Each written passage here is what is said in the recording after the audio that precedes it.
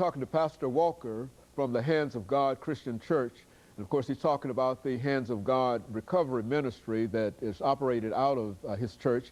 And of course, Reverend Walker, before we finish today and during this last segment, let's give you an opportunity to continue to talk about incarceration, but in a real sense, talk to young people, the individuals who might get caught up in this whole fact of crime that will eventually lead to incarceration, because I think, as you've already indicated, that even though an individual might commit some crime and he serves his time, that it's still almost impossible for him to have a gainfully employed occupation. Right. And of course, I think that you are an excellent example of what can be done, and more than anything, we'd like for you to deal with it from that perspective. Well, you know, the Bible says that my people perish for a lack of knowledge.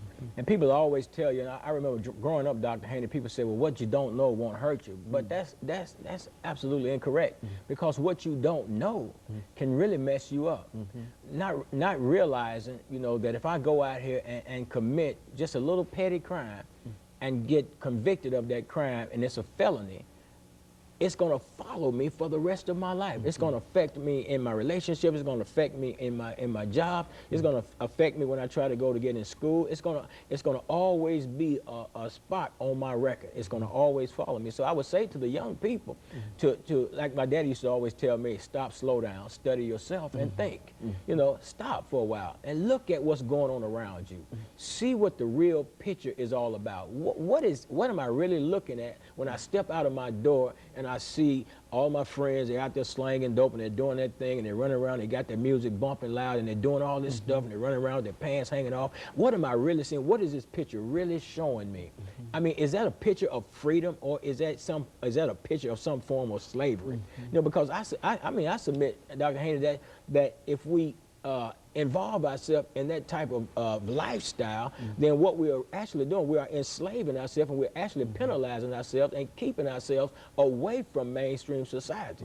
You know, we say, well, okay, I can't do this and I can't do that, but at the same time, then we got our young people that are doing the things that will actually make what they're saying a reality. So if I put myself in a certain mode, first of all, I'm labeling myself.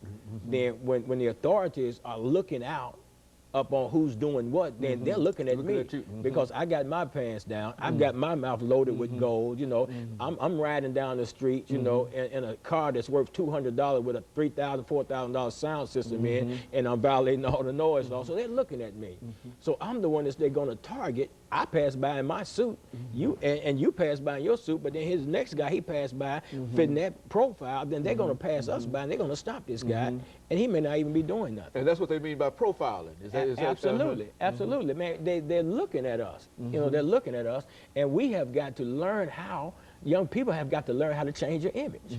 You've got to change the image that you have, because you can't expect people to treat you with respect when at the same time you're treating yourself disrespectful. And I know a lot of people say, well, it's the style to walk around, you know, with your pants hanging off and all of that, but who created it, and what is the purpose of it? You know, all we have to do is just really sit down, young people, is just ask yourself questions. Because a lot of times we take things at face value and we never question why we do what we do. And therefore we end up caught up in that system, and then that system has certain things attached to it, and one of the things attached to it is incarceration. You know, when you're caught up in that, you do the things that's done, you know, in terms of selling drugs and stealing and gang banging and doing all of that stuff, and what's attached to all of that system right there is incarceration, mental institutions, all that stuff, drug addiction, everything is attached to that. So once you involve yourself in it, then you open yourself, you sit yourself in the middle of a circle of sorts, and allow each one of those veins to just come into whatever you are and wherever you sit. And so that's what I say to the young people, to remove yourself from that situation and get an understanding, get some knowledge, get some information, and stop listening to people that don't know what they're talking about. You know what I'm saying? You know, I'm reminded, Pastor Walker, that we did a show a long time ago with you and Brother Johnson. Yes. And I think that he had a program called Choices.